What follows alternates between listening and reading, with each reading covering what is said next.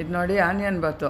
ಇದಕ್ಕೊಂದು 2 ಸ್ಪೂನ್ ಧನಿಯಾ, ಒಂದು ಒಣಮೆಣಸಿನ್ಕಾಯಿ ಇದ್ದರೆ ಸಾಕು. ಸ್ವಲ್ಪ ಎಣ್ಣೆ ಹಾಕಿ ಫ್ರೈ ಮಾಡಿ ಒಂಥರ ತರ್ತರಿಯಾಗಿ ಪೌಡ್ರ್ ಮಾಡ್ಕೋಬೇಕು. ಕುಕ್ಕರ್ ಇಟ್ಬಿಟ್ಟು ಎಣ್ಣೆ, ಸಾಸಿವೆ, ಇಂಗು, 1-2 ಲವಂಗ, ಒಂಚೂರು ಚಕ್ಕೆ ಹಾಕಿ ಚಿಟ್ಪಟ ಆದಮೇಲೆ ಸಣ್ಣ ಈರುಳ್ಳಿ ಎಷ್ಟು ಬೇಕೋ ಹಾಕ್ಕೊಳ್ಳಿ. ನಾನು ಸಣ್ಣ ಲೋಟ ಹಾಕ್ತಾಯಿದ್ದೀನಿ, ಅದಕ್ಕೆ ಬೇಕಾದಷ್ಟು ಹಾಕ್ತಾಯಿದ್ದೀನಿ. ಕರಿಬೇವು ಒಂದು ಸ್ವಲ್ಪ ಜಾಸ್ತಿ, ಆಲೂಗಡ್ಡೆ ಒಂದೇ ಒಂದು ಸಿಪ್ಪೆ ಸಮೇತ ಕಟ್ ಮಾಡಿ ಹಾಕಿ. ಇದಕ್ಕೆ ನುಚ್ಚಕ್ಕಿ ಹಾಕಿ ತುಂಬಾ ರುಚಿಯಾಗುತ್ತೆ. ಇದನ್ನ ಅರ್ಧ ಗಂಟೆ ನೆನೆಸಿಟ್ಟಿದ್ದೀನಿ. ಅರಿಶಿನ ಸ್ವಲ್ಪ ಹಾಕಿ ಮಿಕ್ಸ್ ಮಾಡಿಬಿಟ್ಟು 1 ಲೋಟ ನುಚ್ಚಕ್ಕಿ ಹಾಕಿದ್ದೀನಿ. ನಾನು ಇದಕ್ಕೆ ಖಾರಕ್ಕೆ ತಕ್ಕಷ್ಟು ಆ ಪೌಡ್ರ್ ಮಾಡ್ಕೊಂಡಿದ್ದೀವಲ್ಲ ಅದು ಹಾಕಿದ್ದೀನಿ. ಅದು ಬೇಕಾದ್ರೆ ಮಾಡಿಟ್ಕೊಳ್ಳಿ, ತುಂಬಾ ಚೆನ್ನಾಗಿರುತ್ತೆ. ಅದೇ ಲೋಟದಲ್ಲಿ ನಾನು 2.5 ಲೋಟ ನೀರು ಹಾಕ್ತಾಯಿದ್ದೀನಿ.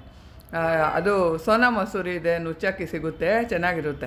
ಉಪ್ಪು ರುಚಿಗೆ ತಕ್ಕಷ್ಟು ಹಾಕ್ಬಿಟ್ಟು ಅರಿಶಿನ ಸ್ವಲ್ಪ, ಕೊತ್ತಂಬರಿ ಸೊಪ್ಪು, 1 ಸ್ಪೂನ್ ತುಪ್ಪ ಹಾಕಿ 2 ವಿಸಿಲ್ ಹಾಕ್ಸ್ಕೊಳ್ಳಿ. ಮುಚ್ಚಳ ತೆಗೀರಿ. ಈಗ ಎಷ್ಟು ಘಮ ಬರುತ್ತೆ ಗೊತ್ತಾ, ಅಷ್ಟು ಚೆನ್ನಾಗಿರುತ್ತೆ, ತುಂಬಾ ರುಚಿಯಾಗಿರುತ್ತೆ. ಏನೂ ಹಾಕಿಲ್ಲ ಅಲ್ವಾ, ಸಿಂಪಲ್ಲಾಗಿ ಮಾಡೋದು. ಇದು ನಾವು ತಿಂದಾಗ ನಾಲ್ಗೆಗೆ ತರ್ತರಿಯಾಗಿ ಆ ಧನಿಯಾನು ಮೆಣಸಿನ್ಕಾಯ್ದು ಸಿಗುತ್ತೆ, ನೋಡಬೇಕು. ಆ ರುಚಿ ತುಂಬಾ ಚೆನ್ನಾಗಿರುತ್ತೆ.